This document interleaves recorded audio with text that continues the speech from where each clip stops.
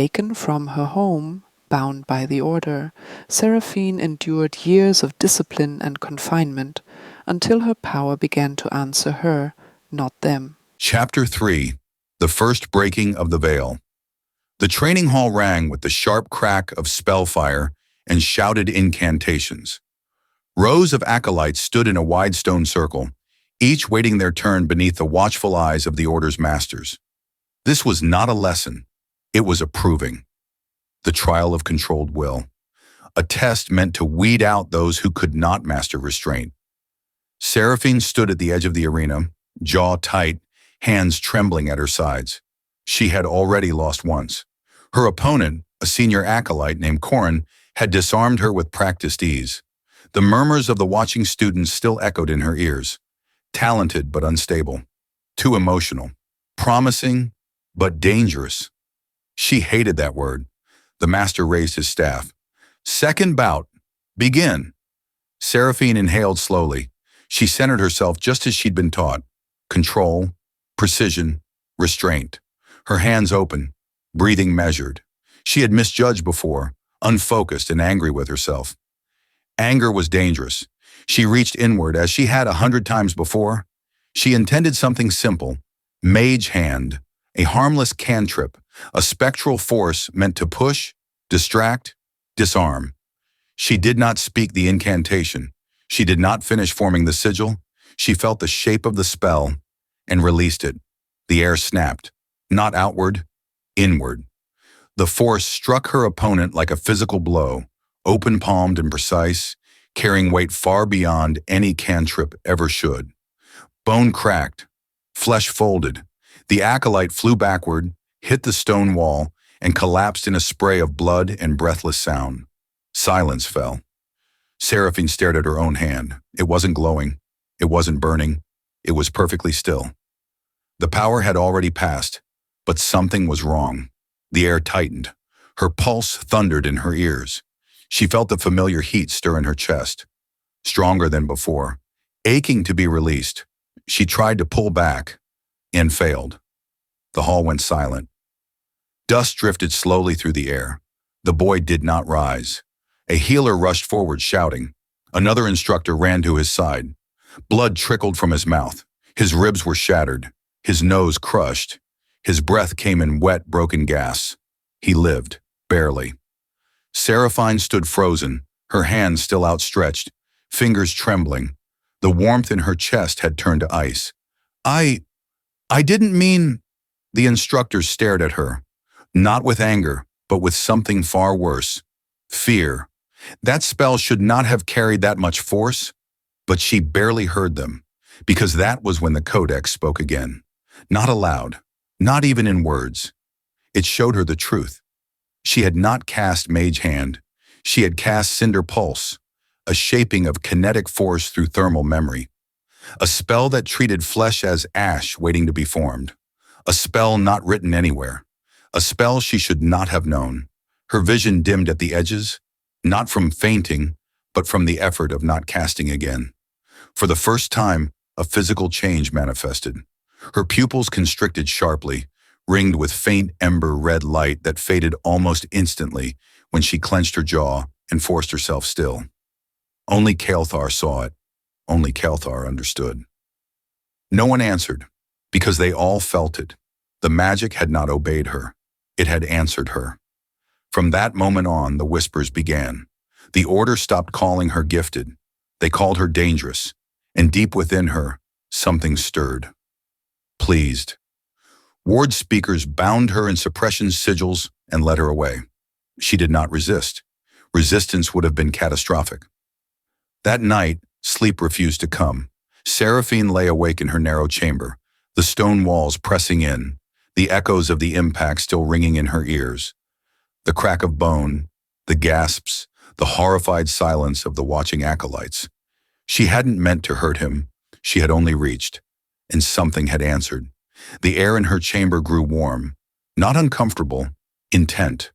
The candles guttered, their flames bending toward her as though drawn by breath. Then she felt it, a presence, not hostile, not welcoming, aware. The floor trembled faintly as a seam in the far wall began to glow. Runes, ancient, half erased, flickered to life one by one. The stone groaned, shifting, revealing a narrow recess that should not have existed.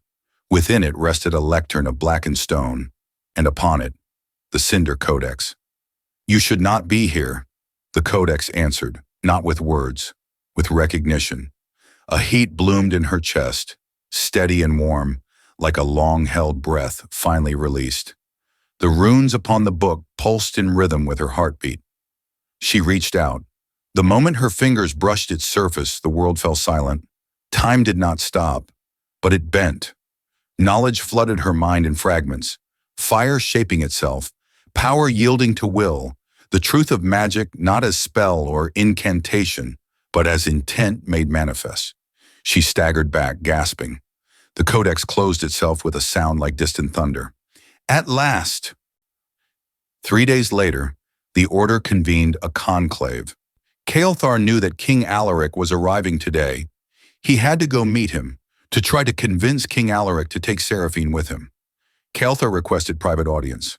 No one refused a scholar who had once advised Cassian the First through war. He faced Alaric without bowing. That alone unsettled the young king. "You wish Seraphyne Valor sent to my court," Alaric said, not bothering to hide curiosity. "Why?" Kael'thar studied him, the man who had inherited a battered throne from a father who bled the realm dry. "Because she is too valuable to be caged," Kael'thar replied, "and too dangerous to be ignored." Alaric leaned forward. "Dangerous how?" Kael'thar did not mention the codex, not the flames, not the voice calling her child. He said only, "She will be a weapon to someone. Better she serve a crown than an institution." Alaric sat back slowly, weighing the idea. A weapon, a prodigy, a power his father had never possessed. It was a seductive calculus. Kael'thar added, softly, deliberately, "And she listens when spoken to."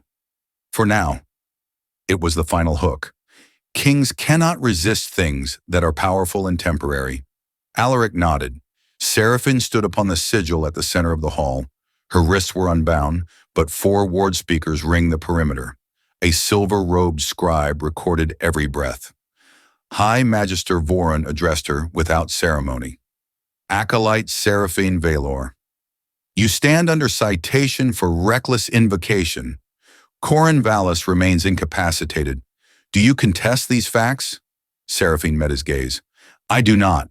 The quill scratched rapidly. High Seer Thalos leaned forward. "Explain what you attempted." Mage Hand, a standard cantrip for disarmament. Shock rippled through the chamber. The medic was summoned. He spoke plainly.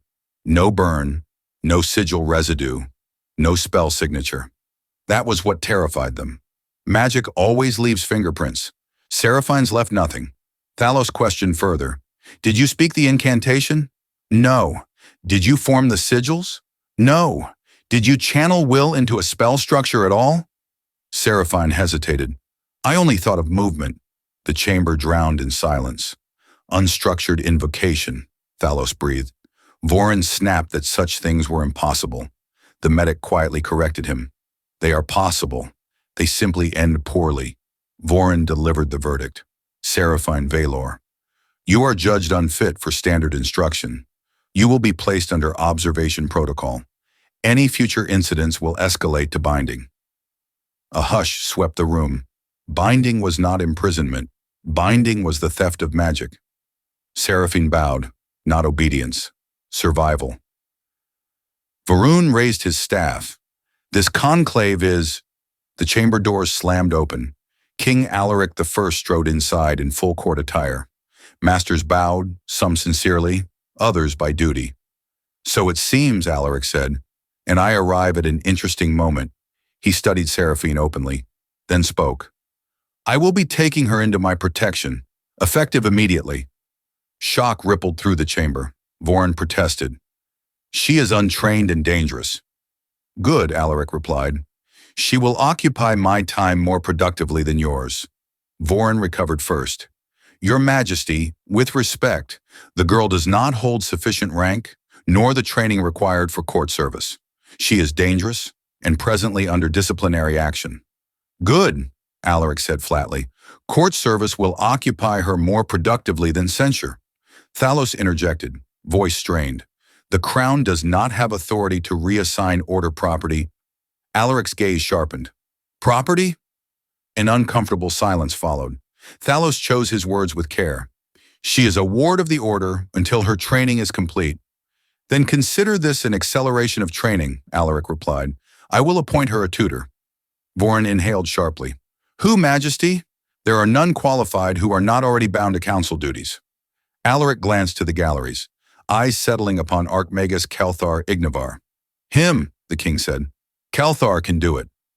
Dozens of eyes turned to the Archmagus. Kelthar did not move.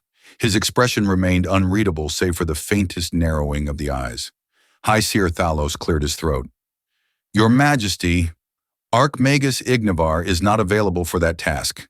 He departs within the fortnight to the western court of King Dareth Valor. His appointment has been sealed by treaty and ratified by both crowns. Alaric's jaw tightened, not with surprise but annoyance. So be it. He took one slow step forward, cloak whispering across the stone. Then I will appoint my own. Vorin dared a final objection. Your Majesty, court tutors are traditionally chosen from the order. To appoint an outsider? I did not ask for tradition, Alaric cut in. I asked for the law. Vorin fell silent. Because by law, the crown could appoint. Alaric turned to the assembly. I appoint Lady Marianne Voss as tutor. She is versed in both etiquette and statecraft. Seraphyne Valor will serve as apprentice chronicler to the crown. But she is not trained, Thalos tried again. She cannot be trusted with... Alaric smiled without warmth. Then it is fortunate she will be under my surveillance, not yours. No one challenged him after that. Alaric rested a hand on Seraphine's shoulder. The weight of claim, not comfort. This conclave is concluded. Seraphyne followed him out, one bitter thought burning behind her eyes. The son of the king who stole my father now claims to protect me. There was no poetry in it, only irony. In the corridor beyond the chamber, footsteps followed. Seraphyne spun. Kelthar. Are you mad? She hissed. You told me to stay quiet, not to draw attention. And now you throw me at the king? Are you trying to get me killed? Kelthar remained calm. If he had not intervened, the council would have bound you, possibly for life. Seraphyne faltered. Kelthar continued. You are not popular with the conclave. You are unpredictable. The order does not tolerate unpredictability. So your brilliant idea was to give me to the crown? It was the only solution that didn't end in silence. She stared. You suggested it. To the king. Kelthar inclined his head. The order would have done worse. Then finally the truth. The order sees you as a threat, and the crown sees you as an asset. You can survive the latter. He turned to leave, guards approaching. When they begin to fear you more than they need you, do not kneel. Seraphyne stood alone, realizing she had not escaped judgment. She had merely been moved to a different board, a different game, and someone out there expected her to win.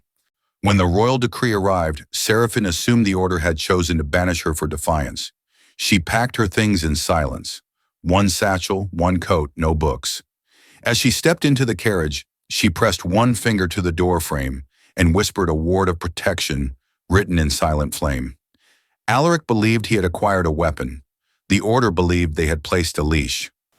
Some powers were never meant to be taught. They burn through books and bypass incantations, answering not to instruction, but to instinct. And to those rare souls who can survive the cost. Be sure to return next week for Chapter 4.